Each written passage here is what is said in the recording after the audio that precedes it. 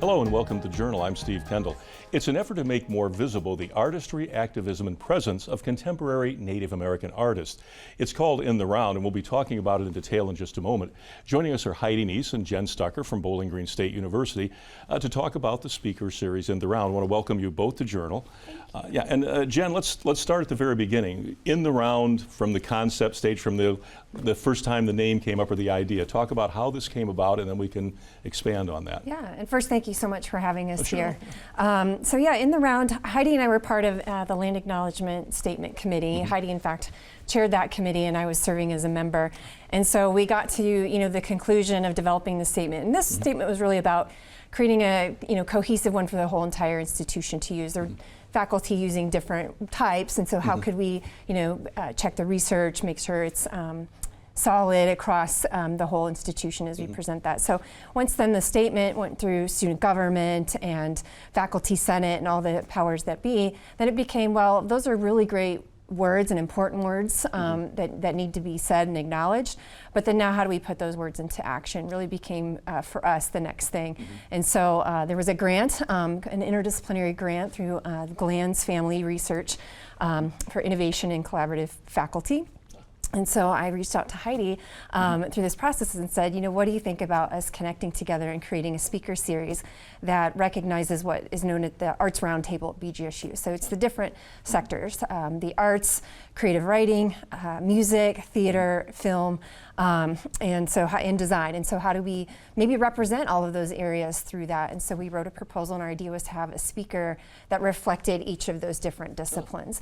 And so the name then, we wrote a proposal, we were awarded the grant, and then started to develop, and we also asked all the area disciplines of recommendations of who should be brought in those areas of Native American creatives.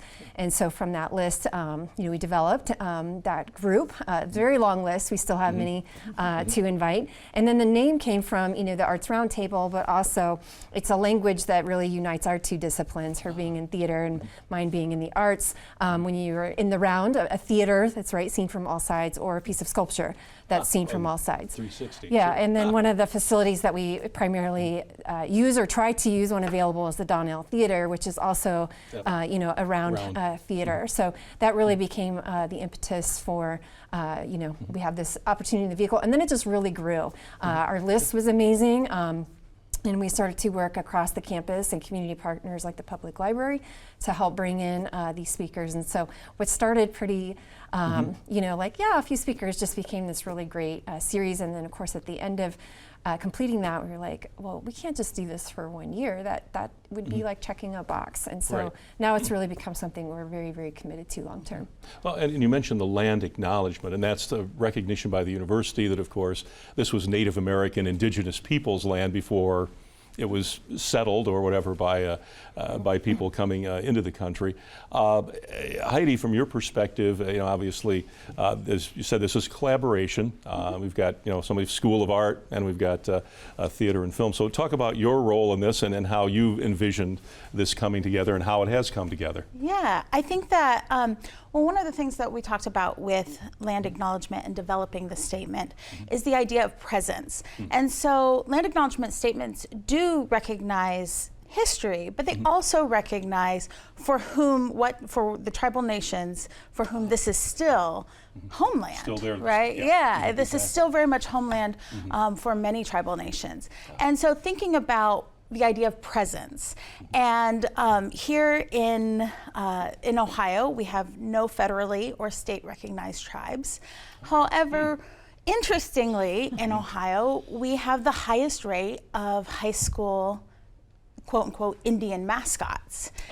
And so we started thinking about what is the relationship there? What is the correlation there, right? There's this perceived absence. Of course, there's not an absence of indigenous people in Ohio, but there is, again, an absence of federally recognized tribes. And so how do we, also thinking about the ways in which in K through 12 education throughout the United States, oftentimes students stop learning about Native nations at about 1900. Right. And so okay. we wanted to really highlight this idea of presence, the presence of Native artistry within our country, within our state. Also thinking about, how Native artistry responds to issues that Native nations are still facing. And so again, really wrapping in that idea of presence. And so this dovetails some with my own research. And so Jen and I were able to have a lot of conversations about how do we render that presence. And so I think that's a lot of my contribution. I grew up in Ohio. I grew up in Piqua, Ohio. Oh, okay. And so I grew up in a town that's very much has a rich Shawnee and Miami history, and that also has an Indian mascot. And so thinking about, for me, how these different ideas resonate as well. Well, and you make an interesting point, and it's something you don't think about, and now that as you mentioned that sort of after 1900, sort of like Native Americans disappear from American history because they've been resettled permanently, after being moved all through history across the United States. It is interesting that after that, they sort of disappear because the resettlement, the wars or whatever you want to call them are over. So it is an interesting point. It's like, yes, they're still here and they're still being Native Americans and indigenous people doing what they do, and with all their representation in these various, like the arts, that sort of thing. When you first started talking about this, how easy was it to get people to get on board? I'm assuming fairly easy, but it's a big topic, and it's to some degree a little controversial. When you talk about when you mention mascots, of course that raises everybody's ire. So was there any discussion about how to approach this to make sure everybody felt comfortable with the idea? Yeah, I mean, I think that it's raising awareness of issues that, again, because of a perceived absence in this state, maybe these are issues that people haven't been aware of before, right? And so our first speaker, Seth Thomas Sutton, who's out of Michigan. He's an Anishinaabe scholar, professor, artist, filmmaker. He spoke, and one of his works is a book he wrote about the deconstruction of Chief Blackhawk, so referring to the hockey team in Chicago, and thinking about the ways in which the images that are used go way back centuries, right? How they have they haven't just popped up in the 20th century, right? That they go way back and tracing this history. And he also he has a film that he worked on about Standing Rock, and so he talked about that as well, and the way he's using art and activism to raise awareness again of contemporary issues, and how images that have been in our society for a long time continue to affect people today. Okay. Well, we can certainly look at the Super Bowl recently, right, and the Kansas City Chiefs and the depiction of the mascot and the war chants, that are done by the participants, and recognizing that those are harmful representations that are not accurate.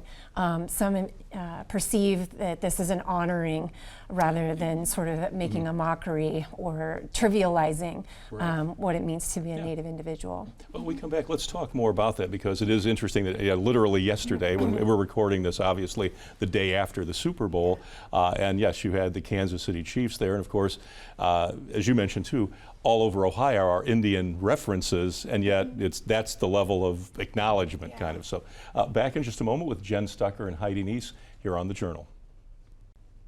Thank you for staying with us here on The Journal. We're talking with Jenn Stucker and Heidi Nees, who are part of the program series called In the Round, which is trying to build and making sure we're more aware of Native American and Indigenous people in the 21st century versus how we've dealt with them over time, and the contributions they continue to make, that they are still here. It's not as if, as we were talking earlier, they disappeared from the history books in 1900 as if, okay, nothing more to say about them. And in the last segment, we were talking a little about the fact that the representations are out there, and again, we tend to lump them, Native Americans into one group, when in reality there are hundreds of tribes, if not thousands of tribes that were originally here. And one of the things the series tries to do is delineate that, open that, like define that a little bit more, so it isn't Native American, one size fits all sort of thing. This is someone from a particular tribe that existed or still does exist. So talk a little about the effort to illuminate that part of it too, that they aren't just all one sort of monolithic Native American group. Yeah.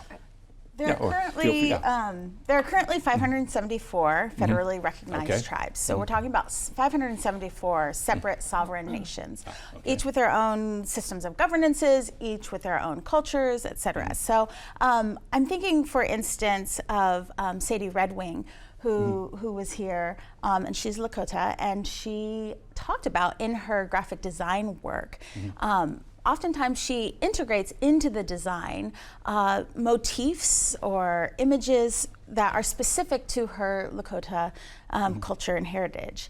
And so I think also about Mary Catherine Nagel, who was here in October, and she's a citizen of Cherokee Nation. And she's a playwright, and she writes plays from that perspective, especially bringing her own family history into the plays. She's also a lawyer who works in tribal law, and so Cherokee Nation very much informs her approach to the work that she does. And I was just going to add that our speakers, we're allowing them to bring that information.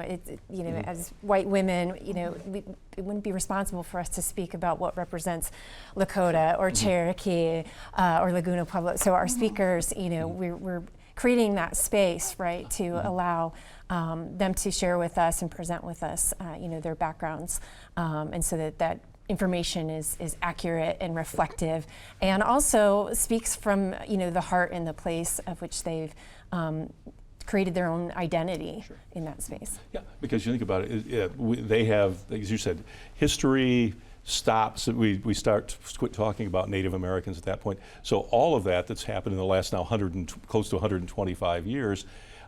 We see items show up, for instance, on Antiques Roadshow. There'll be a basket, there'll be some sort of weaving sort of thing.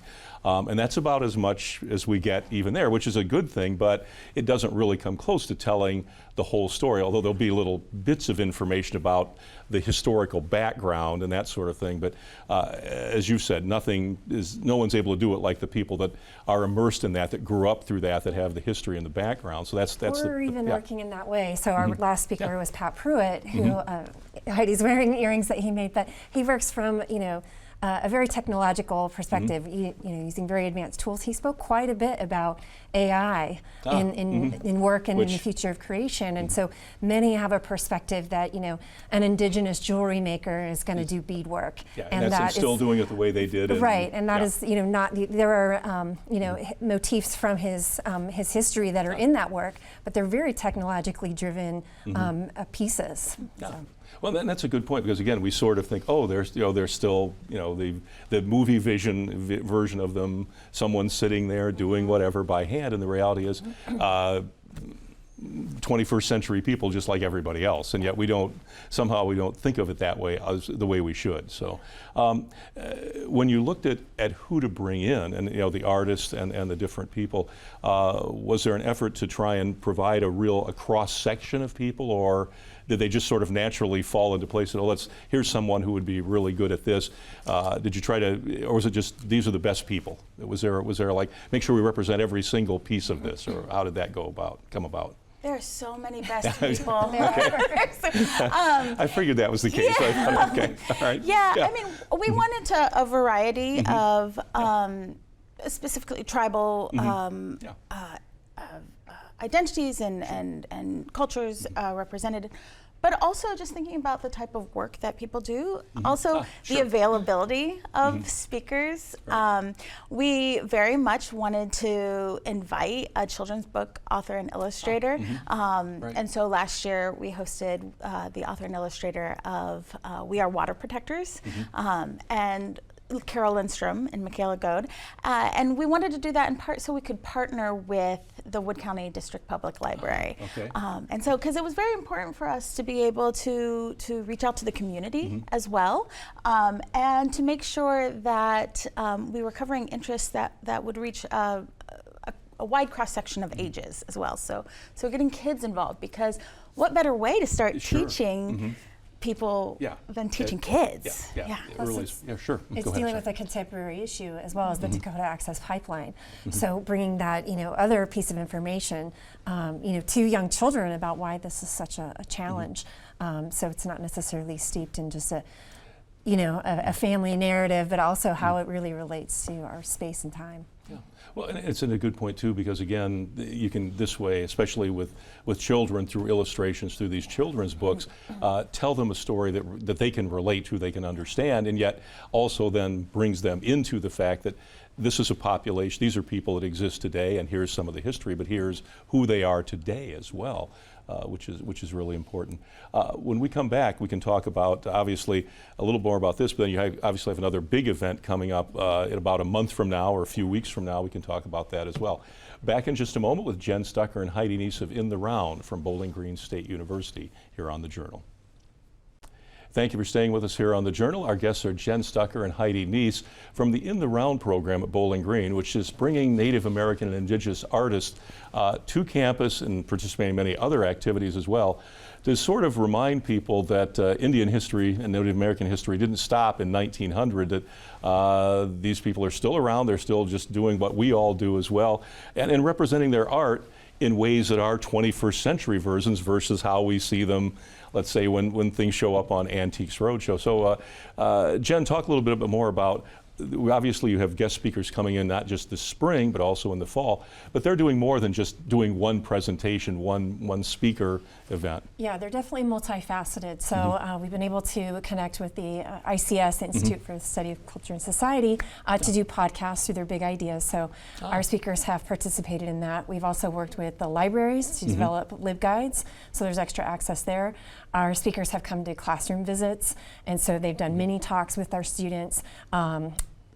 When Carol and Michaela came, they also went to the library and gave us a talk the next day. So really, an integrative, immersive experience. The meals that we've shared with them, we've invited, colleagues or students and even former alums to have opportunities to connect with them one-on-one. And so it's not just come for a talk, but it's really, a day-long, sometimes 2-day-long experience. And we're really excited that they leave so delighted to learn about our campus. I mean, the music library has blown away several of our visitors, and also Finders Music, can't not mention them.